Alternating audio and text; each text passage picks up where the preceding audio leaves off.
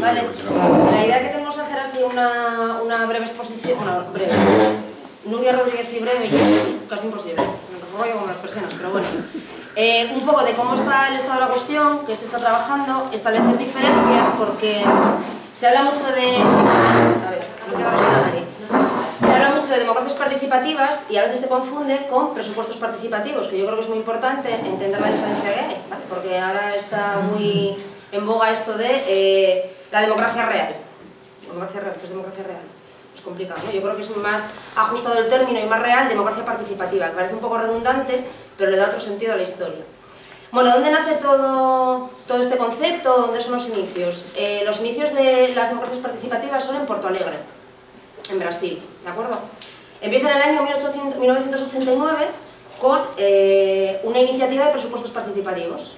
Al principio, lo que decía la gente de Porto Alegre, lo que decía la gente de la zona, era que no valía absolutamente para nada, que no tenía ningún sentido y que además estaba completamente fuera de la política real. Es decir, nadie apostaba por el tema, pero sí que el alcalde de Porto Alegre apostó por la situación. Cuando se empezaron los presupuestos participativos, se sumaron a la iniciativa 403 personas. ¿Vale? A día de hoy, la totalidad de la gente que vive en Porto Alegre participa de alguna manera, de una manera o de otra, en los presupuestos participativos.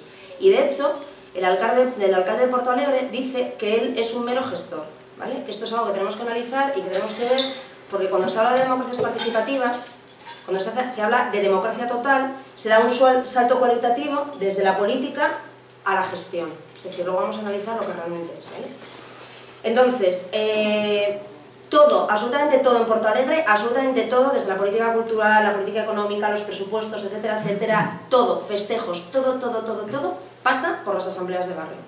Y la gente de los barrios ha creado estructuras un poco más grandes, luego os voy a poner un ejemplo, que es el que yo conozco muy de cerca porque trabajé allí, que es el de las Caladas de San Juan, en Sevilla, y se crean estructuras más grandes, pero son estructuras, no es que estén controladas, no existen órganos externos que controlen las estructuras, sino que están bien hechas y están bien formadas, que se gestionan solas, de una manera, ¿vale?, con tranquilidad. Experiencias en el Estado español. Hay 25.000. Os diré, todas las formaciones políticas, casi todas las formaciones políticas apuestan por esta historia, hasta el PNV. Que lo llevan en su programa electoral. Hay presupuestos participativos que ha iniciado el PSOE, hay presupuestos participativos que ha iniciado el PP. Y con eso ya quedan muy anchos, ¿no? Porque los metemos en el programa electoral, decidimos 2 o 3 cosas y llaman presupuestos participativos a lo que les da la gana. Hay experiencias en Córdoba, en Puente Genil. Un poco aquí en el Estado español, la iniciación de toda esta historia viene de Andalucía. ¿Por qué en Andalucía? Bueno, porque en Andalucía todavía sigue existiendo un reducto bastante importante de la lucha obrera, de la gente campesina. Hay cosas que yo cuando estuve en Sevilla pensé que nunca más iba a volver a ver y las vi. Es decir, cómo trabajan las cooperativas. Aquí, por ejemplo, en Asturias hay cooperativas, pero son cooperativas que se deciden en asambleas muy estructuradas, solo se hablan de cosas muy concretas y demás. La gente del campo en Andalucía no solamente habla de las cosas concretas que tienen que ver con la cooperativa, con el uso de la maquinaria en el campo, sino que discuten prácticamente todo, hasta las viviendas vacías, etcétera, etcétera. Y eso tiene mucho que ver con los poblados en Andalucía, ¿de acuerdo? Las Caladas de San Juan, de hecho, es una zona donde hay mucho poblado.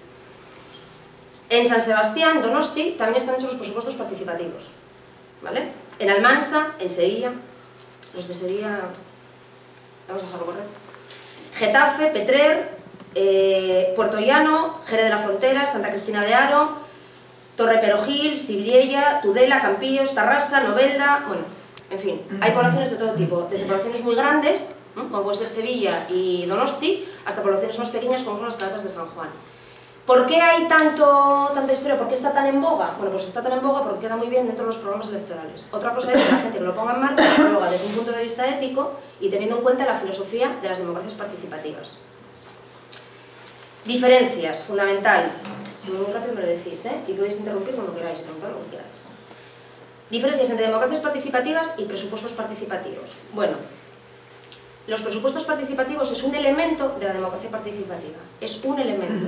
Porque tú hagas presupuestos participativos no quiere decir que hayas llegado a conseguir la democracia participativa. La idea es empezar por ello y luego avanzar en más cosas, es decir, ir avanzando en la estructura, que cada vez más personas participen, que cada vez más personas se sumen y que la estructura vaya más.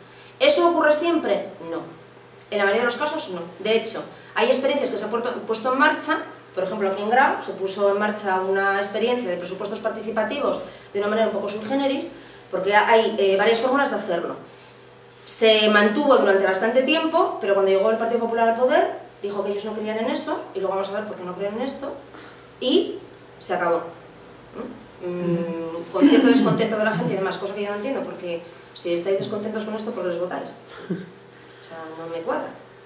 Los presupuestos participativos los pone esta gente, tenéis conocimiento de un montón de historias que se llevan a cabo en el ayuntamiento y luego a la hora de ejercer el voto hay una contradicción enorme, pensáis que el voto lo decide todo y votáis a esto. Pues a lo mejor vale más un voto en blanco o yo qué sé. Bueno. Las democracias participativas implican que absolutamente todo en una comunidad, todo se decida de manera asamblearia y por la población que habita en esa comunidad. ¿Qué ocurre? Que cuestiona la política. Porque si yo delego mi voto en una persona para que haga política en mi nombre, porque entiendo que coincide con mis ideas políticas, eso es una forma de democracia. Pero si yo soy la protagonista, yo llevo mis propias ideas a una asamblea y las hago llegar a buen puerto y consigo, por ejemplo, que se arregle esta farola, no necesito ir a visitar a un político o a una política, sino que yo consigo a través de las asambleas y de los presupuestos participativos que se ponga esa farola. ¿Cuál sería la labor de la gente que se dedica a la política? De los políticos y políticas, ¿eh? Estoy hablando de concejales, concejalas, delegados, delegadas, toda la macroestructura. Es decir, la democracia participativa cuestiona el uso de la política y haría que la gente que se dedica o que trabaja en el ayuntamiento fueran fundamentalmente meros gestores. Esta es una de las contradicciones que plantea, es una de las cuestiones, una de las brechas. ¿Por qué el Partido Popular decidió no seguir en Grau? ¿Por qué en muchos sitios se pone una traba a esta historia? Porque si cada vez avanzamos más, llegamos a ese estado en el que ya no tiene ningún sentido la democracia representativa, ni tampoco tener representantes. No sé si estáis de acuerdo. Esto es lo que se estudia, es el máximo y tiene su lógica, ¿vale? Entonces, ¿qué ocurre? Que sí que es cierto que para llegar a ese estado en el que todo el mundo decida las cosas de una manera asamblearia, tiene que haber un proceso muy largo y muy complicado, lleva años, no se consigue de la noche a la mañana. En Porto Alegre llevan desde el año 89 y han avanzado, bueno, bastante, pero sigue existiendo las elecciones y siguen siendo elegidos políticos y políticas. Hay gente que dice que no, ¿vale? Que esto que no es cierto y que no va a pasar. Yo estoy un poco en esa línea, en defender que si esto se lleva hasta el final, yo no digo ni que sea bueno ni que sea malo, sino que al final acabaríamos hablando de gestores y de gestoras. ¿Qué tipologías de presupuestos participativos hay? Bueno, pues desde presupuestos muy minimalistas, que son los que utilizan normalmente los partidos políticos muy averados al poder, que puede ser cuestionar o discutir el 2% del presupuesto total. ¿Eso qué es? Nah. O sea, yo he visto experiencias de vamos a discutir si traemos a Bisbal o a Bustamante. Te puedes morir. Y la gente dice, tenemos que discutir. Sí, hacemos todo. ¿Vale? Luego hay gente, hay otras experiencias, todas las experiencias en las que se decide más presupuesto o se deciden partidas determinadas, por ejemplo, la partida de inversiones. Eso sería, para empezar, la leche en cualquier sitio, ¿vale? Que la población pudiera decidir sobre esa partida en concreto, ¿de acuerdo? ¿Cuál es la diferencia? No, o por qué hay experiencias muy minimalistas y experiencias muy maximalistas. La más maximalista que se conoce actualmente es la de Porto Alegre, que es todo, el total, absolutamente todo, ¿vale? Hasta la cultura, hasta lo que se da en los colegios, lo que se enseña a los niños y a las niñas, ¿vale? Tiene que ver con quién inicia la demanda, quién solicita esto y quién tiene el control. Si el ayuntamiento, los concejales y las concejales de un partido político determinado, y es del PP, y sé que estoy dando mucha vida al PP, pero es que es así, las experiencias dicen que son los que más controlan, quieren mantener el poder pero quedar bien, ellos inician la demanda y establecen cuánto se discute. Ahora, si la demanda viene de la sociedad, viene de la gente de la calle, desde luego un 2% van a decir que ni de coña, que no, que mucho más. Y luego están las asociaciones. ¿Qué pasa con las asociaciones? En los sitios en los que se ha trabajado, normalmente las asociaciones plantean muchísimos problemas. ¿Por qué? Porque hay un sistema muy clientelista con respecto a esto. Y hay organizaciones, por ejemplo en Gijón, las asociaciones de vecinos y de vecinas tienen muchísimo poder. Y hay asociaciones que no tienen ningún problema en trabajar con todo el mundo, y hay otras asociaciones que no, y es la realidad. Entonces hay poblaciones donde las asociaciones de tipo cultural, político y social están muy cercanas a una organización política determinada. ¿Por qué? Reciben subvención. Entonces, en lugar de ser un poco el eslabón entre un proceso de democracias participativas y la población que no está asociada, normalmente producen ¿un qué? Una barrera. Y cuesta mucho entrar. Porque claro, les estás cuestionando su poder. Y al final todo esto tiene que ver con un cuestionamiento del poder. Y como seres humanos que somos, nacidos y criados y criadas en un ámbito capitalista, nos interesa, no a todo el mundo, pero a mucha gente, mantener el poder. A veces están cosas más pequeñas. Y vamos a ver el partido del Barça. De eso nada, vamos a ver no sé qué. En nuestra estructura cotidiana, ¿de acuerdo? Las democracias participativas plantean todo eso. Lo cuestiona. Bases fundamentales. ¿Cómo se tiene que estructurar todo esto? ¿Cuál es la ideología de base? ¿Qué plantea? ¿Qué cuestiona? Vivimos en un sistema clientelista. La gente va al ayuntamiento y pide. La gente va al Principado y pide. La gente va... Es clientelista.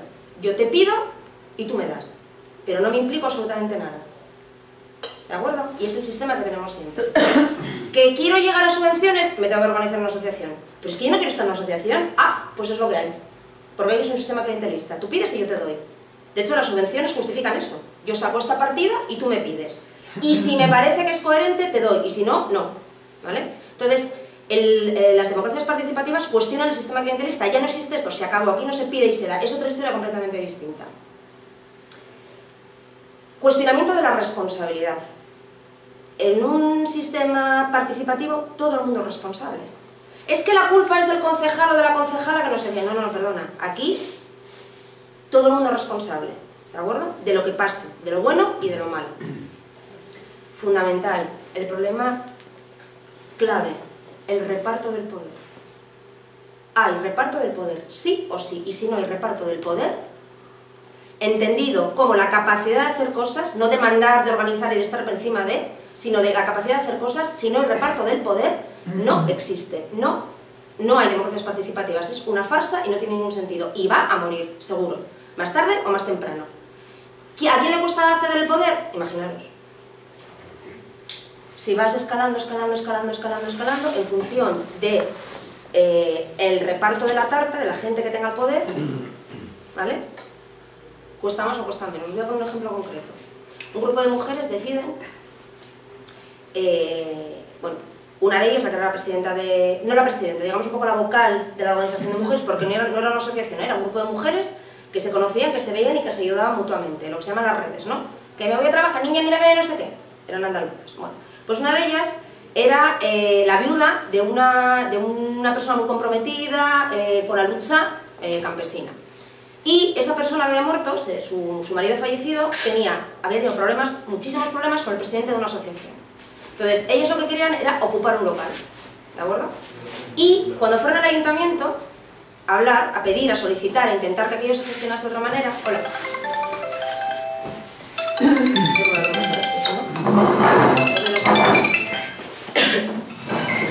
Cuando fueron a solicitar que se les diera el local, etcétera, etcétera, desde el ayuntamiento ya les dijeron que tenían que hablar con el presidente de esta asociación. Y ya encontraron el primer tapón.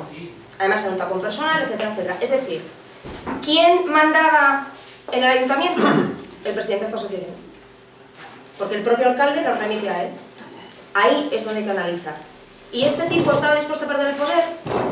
Y un jamón. ¿Cobraba? Porque no quería perder el poder, pero era una cuestión de prestigio.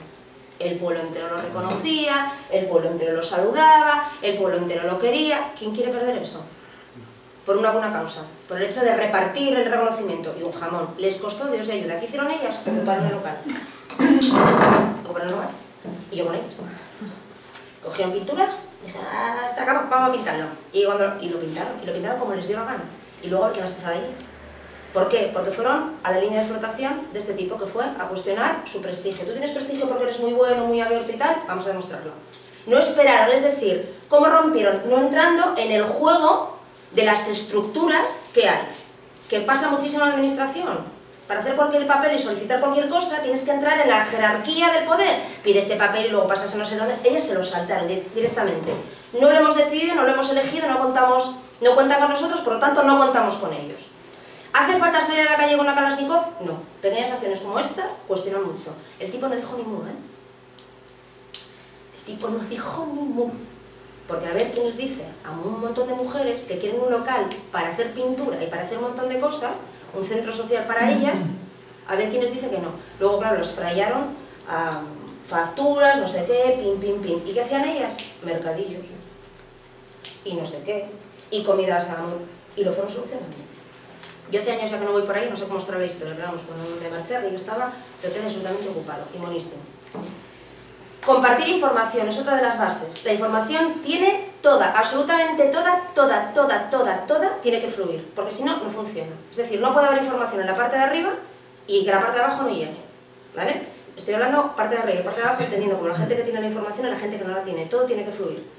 Es decir, que si del Principado viene una ordenanza, un dictamen, un lo que sea, de que hay que cerrar un centro, eso tiene que pasar directamente al resto de la gente y la gente tiene que compartir la información.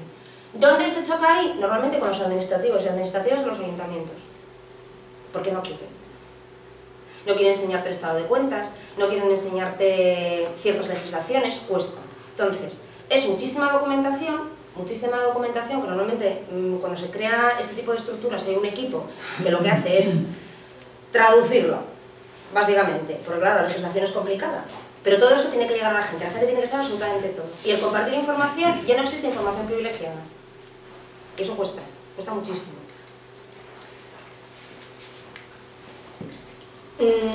Transformación de los espacios. ¿En qué consiste esto de la transformación de los espacios? Bueno, pues transformar los espacios de espacios visitados a espacios vividos. Y os pongo un ejemplo. Cuando vas al ayuntamiento, ¿lo vives o lo visitas?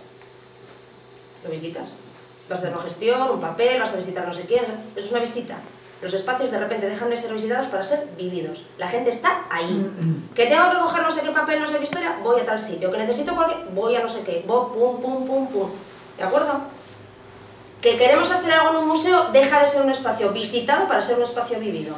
Que nos parece fundamental porque hay una asociación de niños y de niñas que tienen, pues no sé, una necesidad educativa especial y queremos que, pues se hace.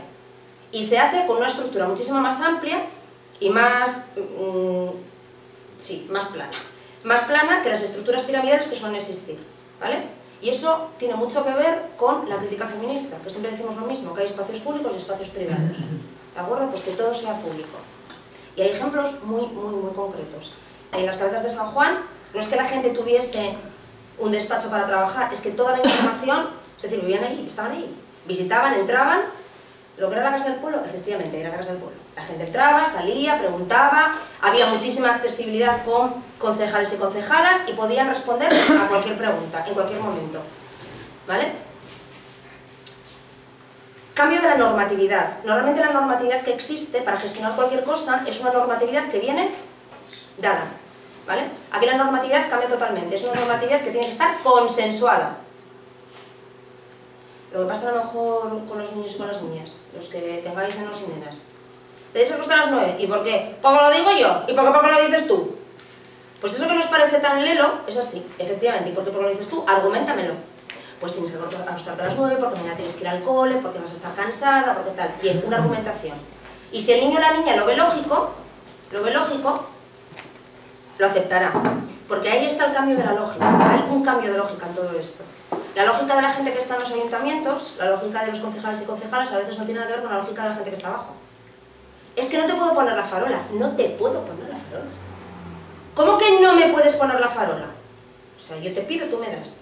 No, la lógica cambia. No es que yo te pida una farola. Es que entiendo que hay una necesidad colectiva que es que aquí haya una farola. Por lo tanto, la lógica cambia. Yo no te pido y tú me das. Es una cuestión que te puedo argumentar. Entonces, la normatividad, cuando está argumentada y está consensuada, deja de ser normatividad para ser colectividad. Cuestionamiento de los tiempos. La gran mayoría de proyectos que yo conozco, quien más implica suelen ser mujeres. Por suerte, por desgracia evidentemente, sigue habiendo una dificultad a la hora de repartir las tareas del hogar. ¿Y quién se encarga fundamentalmente más de los niños y de las nenas? Ellas. Y en esta situación de crisis, muchísimo más. Porque normalmente lo que más está desapareciendo son los empleos tradicionalmente de mujeres.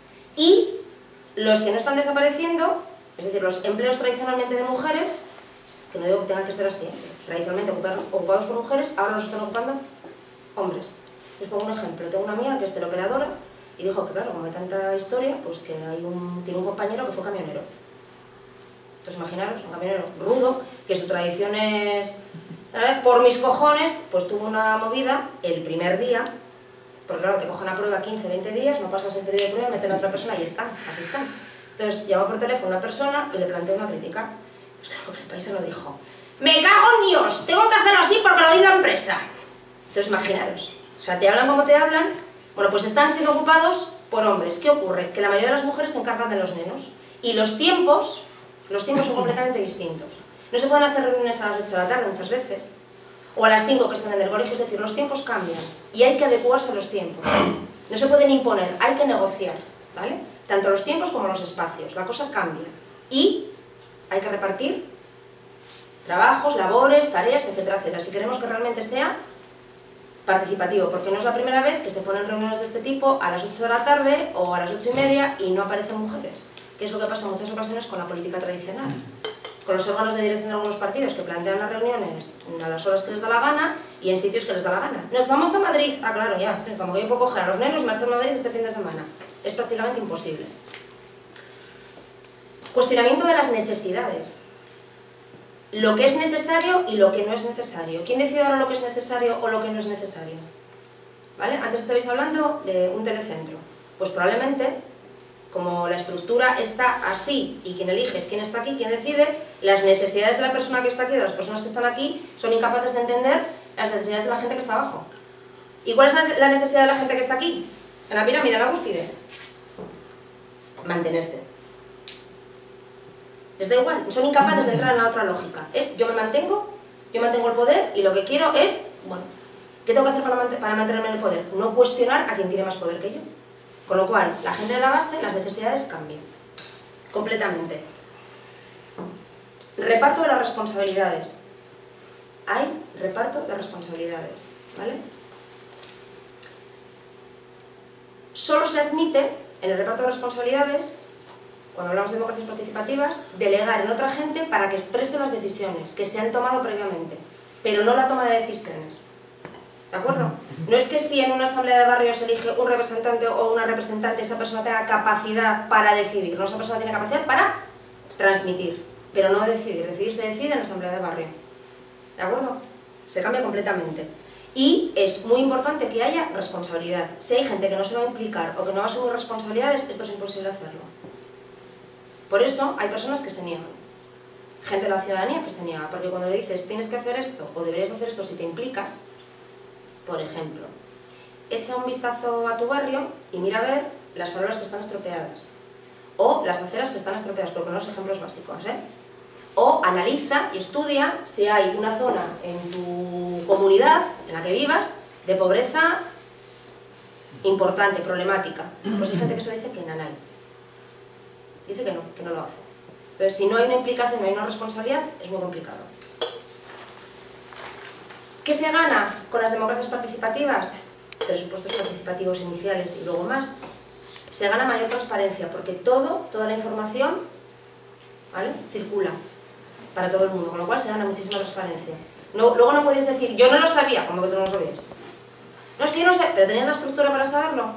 Claro, que la transparencia se tiene que adecuar, porque esto no es como el Plan General de Ordenación Urbana, que lo cuelgan ahí a la chita callando en un sitio donde tú ni te enteras. Ah, estuvo colgado 15 días, ¿no lo viste? Es tu problema. No, aquí la transparencia existe y se facilita que la gente tenga accesibilidad a esa transparencia. Hay una mejora, en general, del entendimiento hacia la administración y hacia el funcionamiento, ¿vale? Hay veces que hay concejales y concejalas, gente que hace cosas muy positivas y que realmente está cercana al pueblo, pero que no puede. No puede porque están enterrados en 250.000 leyes. Pues lo que decide, pues estoy en un pueblo, pues tengo que mirar la mancomunidad, y después de la mancomunidad el Principado, pum, pum, pum, va creciendo. Cuando la gente trabaja en presupuestos participativos, como conoce las leyes, se da cuenta de esas dificultades, ¿vale? Entonces hay un mayor entendimiento hacia la gente que ejerce las cosas de manera positiva y quien lo ejerce de manera negativa. Como decía Mona Paisana, ya sé el que no se toca los huevos y el que sí se toca los huevos. El que lo hace porque quiere y el que no lo hace porque no le da la gana. Muchísima mayor capacidad de reivindicación. ¿Dónde vamos a parar? Si yo tengo transparencia, conozco la ley, puedo acceder a toda la información y sé que esto se puede hacer y no lo hacéis, ¿qué hago? Cuando me implica a mí, ¿me quedo quieta? Yo es nada, hago lo que reivindico. ¿Por qué no se reivindica fundamentalmente? Porque no se conoce, no se tiene información, no se sabe. Siempre se piensa que las decisiones se quedan en el limbo de los justos, es una entelequia. Hasta que se descubrió por qué están pasando los desahucios, ¿cuánta gente fue desahuciada? ¿Cuánta gente pensaba que el banco era la última institución a la que tú podías acudir y en la que podías pelear? ¿Cuánta gente? Porque no tenía información. La información empieza a fluir, hay más transparencia, la gente sabe que puede ir más allá y acuden al Tribunal Europeo. Y hay una sentencia. Y eso pasa porque si no, eso pasa porque hay información y porque la gente, cuanta más información tiene, en general, yo soy gente, que estoy hablando así como si yo viniese del planeta Marte y de Venus, yo esa parte, no. La gente, cuanto más información tenemos, más reivindicamos. Siempre, ¿de acuerdo? Cuando pides el libro de reclamaciones en un bar, que hasta no hace tanto tiempo eso no existía, ahora que sabes que hay un libro de reclamaciones lo pides. Luego, otra cosa es que la gente sepa para qué sirve, ¿vale? Finaliza de manera brutal la primacía de lo individual ante lo colectivo. Dejo de ser persona, o sea, no dejo de ser persona, dejo de ser individuo para convertirme en colectivo. Las cosas se reivindican de manera colectiva. Y es más, solo en la colectividad vamos a encontrar...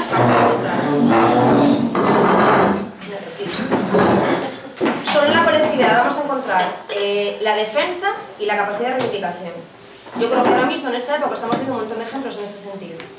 De manera individual, cuanto más te atomicen, cuanto más te dividan, menos te puedes defender, ¿vale? Si atomizan a los médicos y a las médicos contra los usuarios y las usuarias, si atomizas, son dos luchas que se enfrentan. Entonces, las democracias participativas entienden que tú no vives en una casa, sino que vives en una casa, en un edificio, en un barrio y en una colectividad. Y eso crece, porque vas conociendo cómo es el proceso. De hecho, las experiencias que yo conozco, la gente no iba a reivindicar sola, ¿eh? O sea, cuando os digo que desaparece el sistema clientelista de oye niño, que no me hiciste lo que me prometiste, la gente va a grupo. Desde el barrio tal, desde la asociación tal, desde el grupo tal, reivindicamos esto y queremos esto, etcétera, etcétera. Y además te lo argumentaban que flipabas. Porque como ya se conocía la ley, y ya sabían lo que se podía y no se podía hacer, dicen esto así, así, así, así, así. Cuestionamiento de los partidismos o seguidismos viscerales. Lo que yo os decía antes de las asociaciones, que puede haber algunas asociaciones o presidentes o presidentas de asociaciones que tengan una vinculación muy directa con alguna organización política, sea la que sea, ¿eh? Si yo milito en una organización política, es una decisión mía personal, pero eso no tiene nada que ver con que a mí la gente me permita que lleve a todo el mundo a mi terreno. Entonces eso desaparece, porque solo se evalúa o solo se valora a la gente que realmente trabaja. Y si coincide que estoy en una organización política, estupendo. Pero si no, no. Porque además, como esto cuestiona el poder, pues ¿para qué quieres llegar al poder? Si lo que vas a hacer ahí ya lo estás haciendo aquí, pues ¿para qué lo vas a hacer? Aumento de la conciencia social, sin lugar a dudas. O sea, hasta el punto de que como somos una colectividad y tenemos un dinero que vamos a discutir, yo tengo unas necesidades en mi barrio, pero es que ahora, como me he dado cuenta que no vivo solamente en mi casa, sino que vivo en una casa, en un portal, en un barrio, etcétera, etcétera, también tengo que mirar las necesidades del barrio de al lado. Y si resulta que en mi barrio yo estoy súper mega preocupado, es que, jolín, quiero que me pongan un campo de golf, pero es que en el barrio de al lado no tienen agua corriente, ¿qué pasa? ¿Es verdad que los del campo de golf pueden insistir? Arguméntaselo. Y siempre que lo argumentas, no hay opción, está argumentado. Tu campo de golf, os te estoy poniendo ejemplos extremos, ¿eh?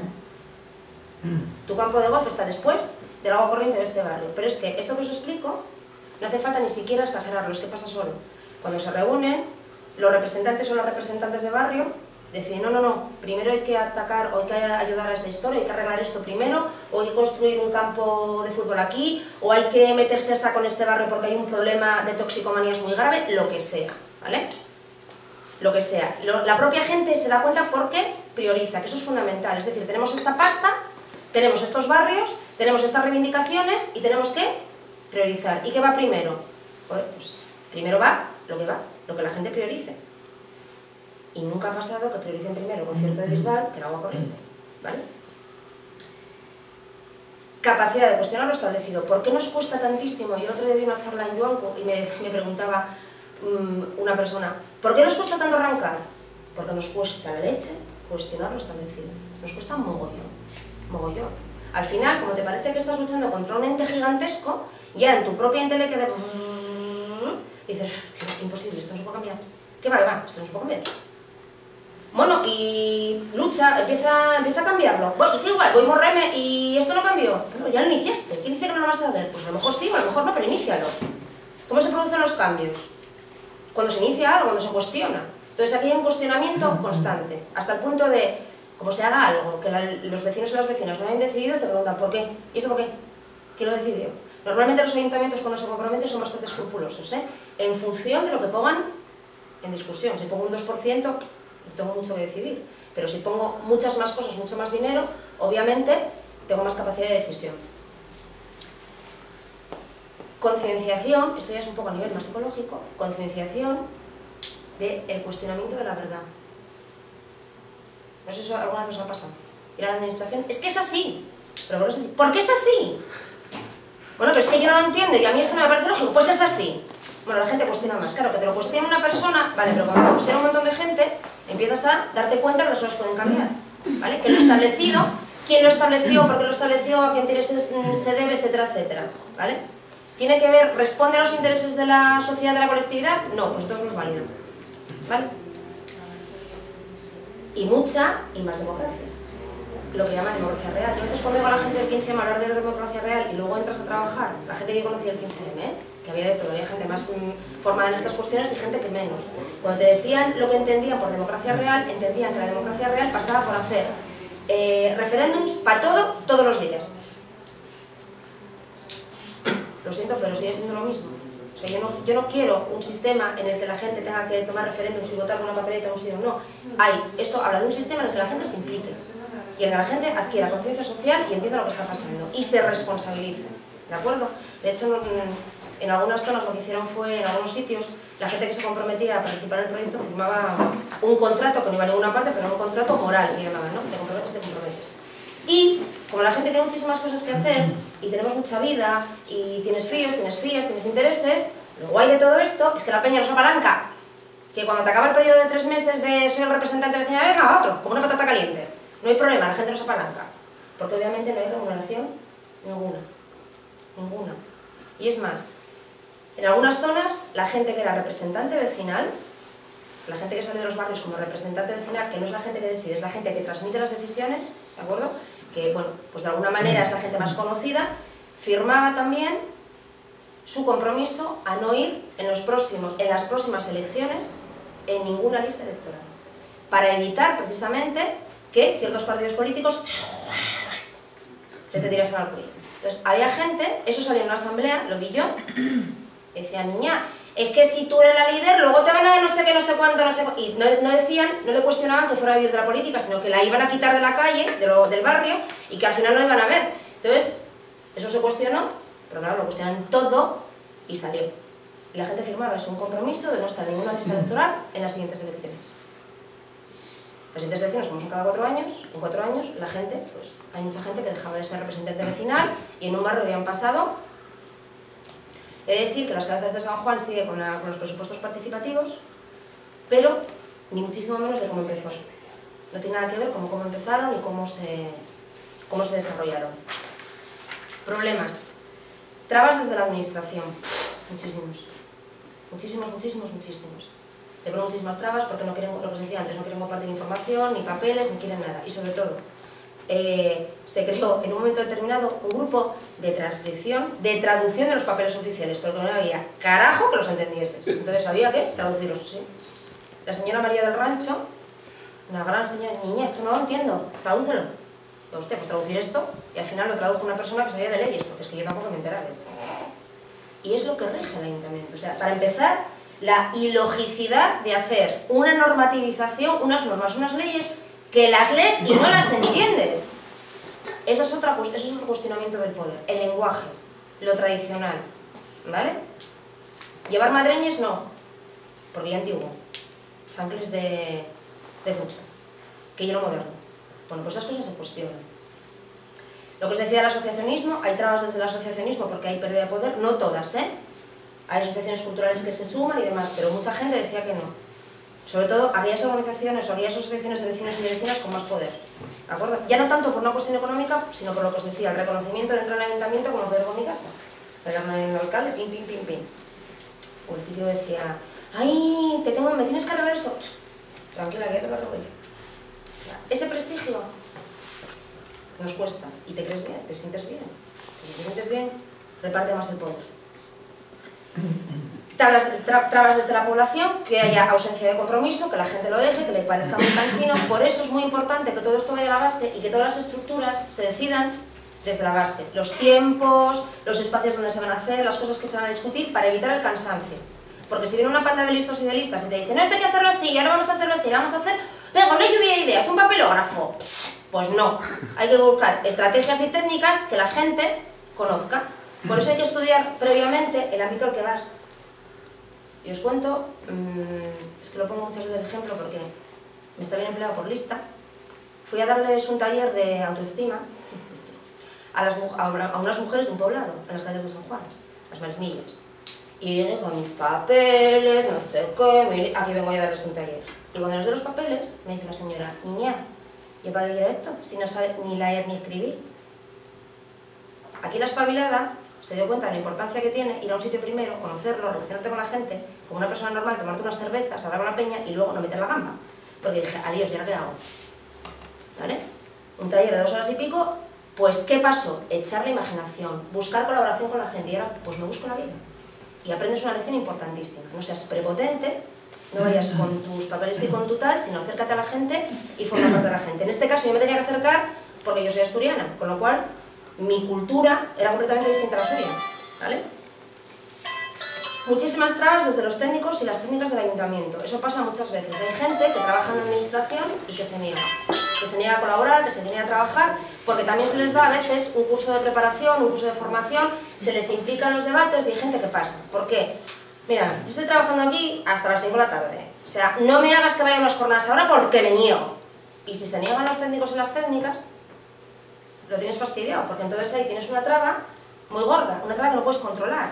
Si llega un representante vecinal o una representante vecinal a pedir unos papeles y resulta que la técnica está totalmente en contra de los presupuestos participativos porque a ella le supone más curro, te va a poner trabas y el proceso se va a paralizar. Con lo cual, ¿qué había que hacer? Pues a veces permitir que la gente que estaba trabajando en el ayuntamiento, técnicos y técnicas, salieran en sus horas de trabajo para formarse en estas historias. Facilitar.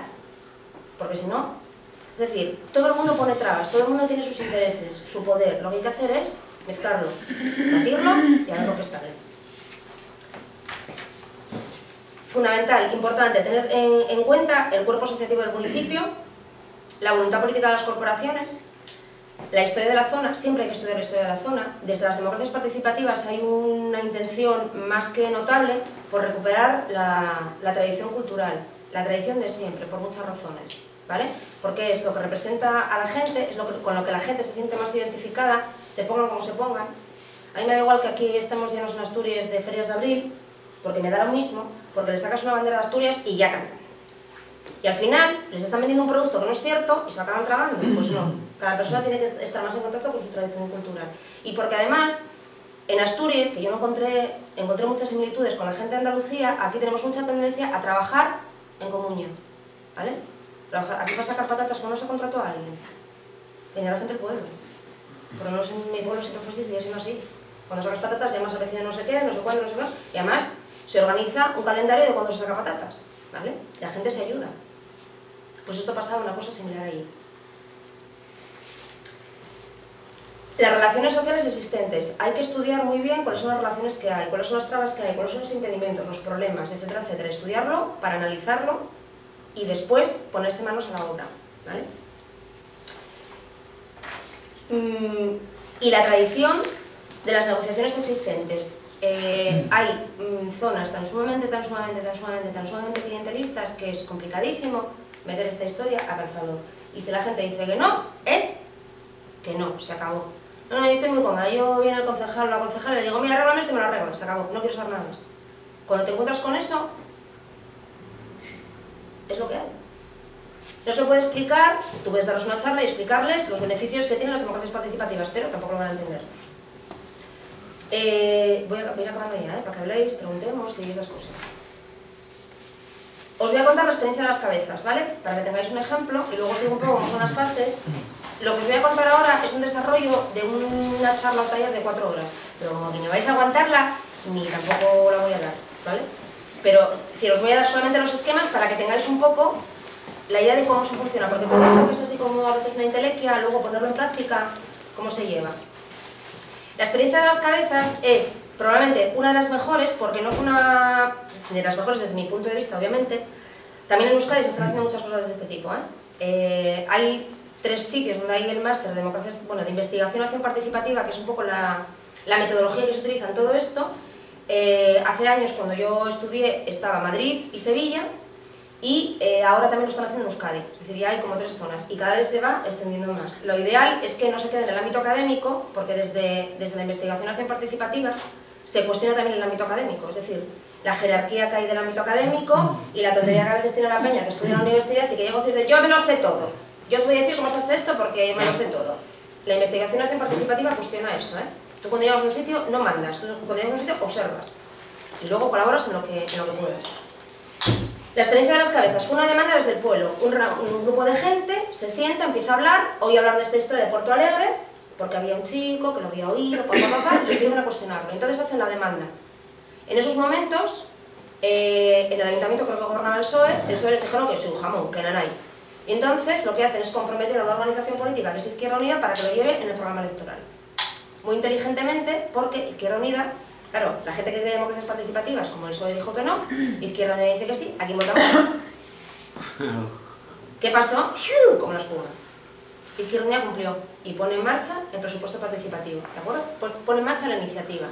Se contrata un grupo de gente de la Universidad de Pablo Olavide de Sevilla, que es el grupo, un poco el grupo que va a hacer un estudio inicial de la situación de la zona, de cuántas asociaciones hay, dónde se ve la gente, porque las tabernas, los bares, los parques, las carnicerías, todo eso es importante también, que son ámbitos donde se toman decisiones, ¿sí o no?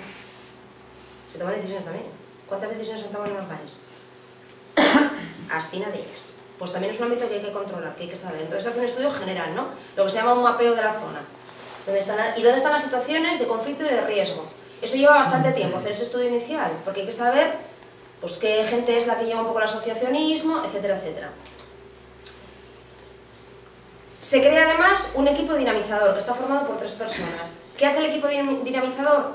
Comerse la cabeza para ver, porque esto nace de una iniciativa de un grupo de gente, pero no muy amplio, falta el resto del pueblo. Entonces el equipo dinamizador lo que hace es empezar a contar a la gente, a dinamizar la historia. ¿Y cómo lo hacen? De millones de maneras. Pusieron en las calles de San Juan unos carteles con un bacalao y una vaca. Y entonces la vaca estaba recortada por todos los sitios y el bacalao también. Y ponían debajo el reparto, porque era así como se llamaba el proyecto, el reparto.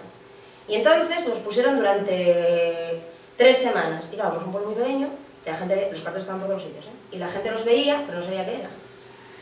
De hecho, me preguntaban lo que dicen, no, ¿esto qué es? Pues esto yo creo que es Andalucía. Mira, esto debe ser Sevilla, no sé qué, no sé cuánto. Nada que ver. O sea, la gente fue lucubrando. ¿Qué fue creando? Curiosidad, querían saber qué era lo que pasaba, ¿vale? Cuando ya hay curiosidad, lo que se hace es llamar a la gente, organizarla por barrios y se le cuenta lo que es el reparto. Entonces la gente se suma ya, se suma ya. ¿Cómo se hace? Primero con asambleas de barrio. Se crean asambleas de barrio. ¿Y cómo se llama a la gente en los barrios? Con cartas. No. Pi, pi, pi, pi, pi, pi. Mira, hay una... No el equipo dinamizador, sino la gente, la propia gente de los barrios va llamando a los vecinos y a las vecinas para que se reúnan. ¿Y dónde se reúne la gente de los barrios? Donde les dé la gana. Porque los espacios dejan de ser unos espacios visitados para ser vividos. Entonces, que nos tenemos que reunir en el portal, pues nos reunimos en el portal porque llueve. Que nos reunimos en el parque, pues en el parque. En el chigre, ¿vale? Se crean las asambleas de barrio y va todo el mundo. Todo. No hay ningún tipo de restricción. Y allí todo el mundo plantea lo que quiere. Lo que quiere. Qué cosas necesita, qué cosas no necesita. Y lo que se decide de manera inicial es que de toda la lluvia de ideas que hay, solamente van a pasar a pleno 15. Y de esas 15 hay que escoger 5.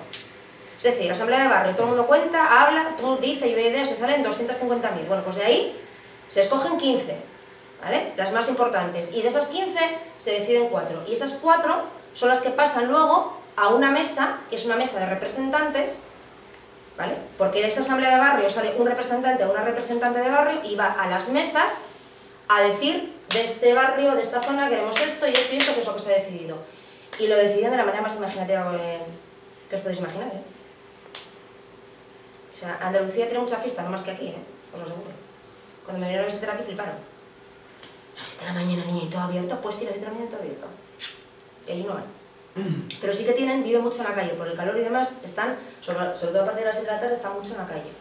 Entonces hacían las cosas más imaginativas que os podéis pensar, ¿vale?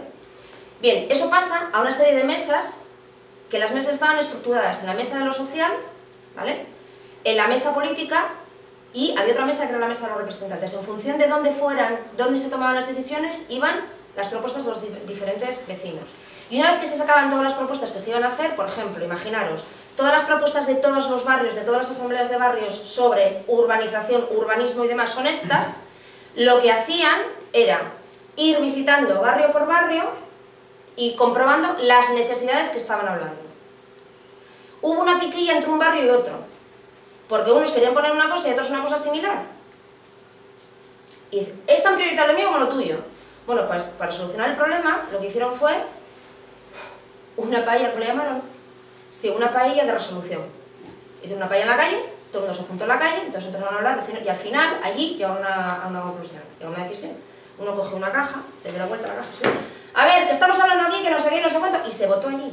Se votó allí, la gente de los dos barrios se juntó, se votó, y esa fue la decisión que se tomó. Y se ayudó, es decir, el conflicto desapareció. Se hicieron luego unas jornadas, y en esas jornadas que se reunía toda la gente del pueblo, lo que hicieron fue plantear las diferentes propuestas que había, las diferentes decisiones que se habían tomado. Y se aprueban los presupuestos. Se aprobaron los presupuestos en el ayuntamiento, porque ahí sí se siguió la legislación vigente, porque obviamente venía del pueblo. Entonces, ¿quién va a ser el guapo o la guapa, concejal o concejala que diga que no? Es que ni los del PP. No puedes decir que no. Porque es que ha sido tan asambleario en este sentido. Luego ya hablaremos de otras cuestiones, pero esto ha sido tan asambleario que no puedes decir que no. Y así funcionó durante mucho tiempo. Yo, como hace años que no voy, no sé exactamente cómo está la situación. Creo que no está tan bien. Porque sí que es cierto que alguna gente que trabajó en estos ámbitos ahora está de concejal. Entonces yo creo que ahí hubo una ruptura. Yo creo que hubo una ruptura. Que tú inicies este proceso quiere decir... ¿Que tú inicies este proceso quiere decir que la gente, todo el mundo vaya a ser ético? No. ¿Es un riesgo que tienes que correr? Sí. Pero lo que nos contaba uno de los concejales de Grao cuando pusieron la experiencia y ahora que la quitaron porque llegó el PP al poder y dijo que no, es que la gente tiene muchísima más conciencia y la gente sobre todo tiene más información y mucha más formación y saben cuáles son los pasos que se tienen que dar para aprobar un presupuesto y por qué este dinero va, y entienden lo que es una partida y entienden un montón de cosas que antes no entendían y van al ayuntamiento y se pueden defender. ¿De acuerdo? Fases de la democracia participativa o de los presupuestos participativos. La demanda inicial, fundamental. A mí si me preguntáis que es una demanda, me vale asociaciones o gente no asociada. Si es desde la administración, pero también se hace. Hay que hacerlo porque hay que hacerlo. Y además aquí en Asturias hay muy pocas experiencias y es importante que esto vaya surgiendo. ¿Por qué desde el poder político me cuesta más? Porque siempre va a haber un poco más de reticencias. Y yo, si tuviese que trabajar allí o cualquiera, no sabría decir, o no sabríamos, o está pasando mucho tiempo, cuáles son realmente los deseos o las intenciones que tienen. A lo mejor lo descubres cuando llevas 2 años o 3 años trabajando en el proyecto. Me refiero, yo como vecina o cualquier vecino o cualquier vecina. Entonces, siempre que viene desde la administración, bueno, también es cierto que si juegas bien con la gente del asociacionismo y con la gente normal, si trabajas, con gente normal me refiero, con la gente no asociada, la ciudadanía, es cierto que entre todo el mundo hace un boquete y controla. ¿Alguna experiencia de historia que se haya puesto en marcha porque la demanda viene de los grupos políticos, o en este caso del ayuntamiento y demás? Sí.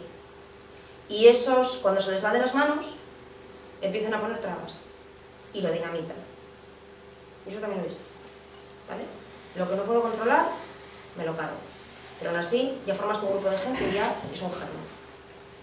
Se hace un primer estudio para conocer las características de la zona, el análisis de la zona, el compromiso de los diferentes sectores. Tiene que haber un mínimo de compromiso. Si no hay compromiso por parte de la gente, esto es muy difícil de llevar a cabo, ¿eh? Yo os hablo de todos los ámbitos, no solamente del político, sino también del asociacionismo y de la gente no asociada. Se hace un diagnóstico participativo, es decir, cómo participa la gente, qué ámbitos participa, qué cosas les interesan, si hay un alto nivel de participación, si hay un bajo nivel de participación, etcétera, etcétera. ¿Vale?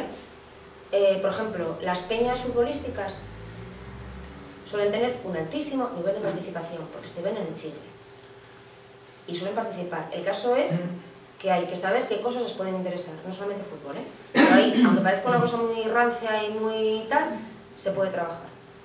¿De acuerdo? Luego se hacen unas jornadas, se crea un equipo dinamizador para crear todo esto, hay una difusión del proyecto, se crean las asambleas ciudadanas y hay una elaboración se elabora un autorreglamento. ¿Qué es la elaboración de un autorreglamento? Bueno, la elaboración de un autorreglamento es que todo lo que existe hasta ese momento, de cómo se trabaja en los ayuntamientos y demás, eso desaparece. El autorreglamento se elabora, lo elabora la ciudadanía. Es decir, cómo se puede pedir información, cómo se puede pedir documentación, cómo, en fin, ese tipo de cosas. Y se da una primacía a ese autorreglamento. ¿Legalmente se puede hacer? Tiene mucho que ver con la voluntad política, pero bueno, se hace. Y luego se crean las mesas de participación. Y así el proceso va andando, ¿vale? ¿Va cambiando? Sí. Hay un germen, luego va cambiando, hay gente que se suma, hay gente que se va, hay gente que vuelve, hay gente que lo critica, hay gente que lo quiere dinamitar, hay gente que resiste, hay gente que... en fin, todo esto. Pero normalmente las experiencias que hay es que la gente suele tener más conciencia social y sobre todo, que a mí me parece fundamental, más conciencia de lo colectivo, ¿vale? Yo creo que lo voy a dejar aquí, porque ya os veo con cara de cansados y cansada. Podría estar hablando 2 horas más, ¿eh? No.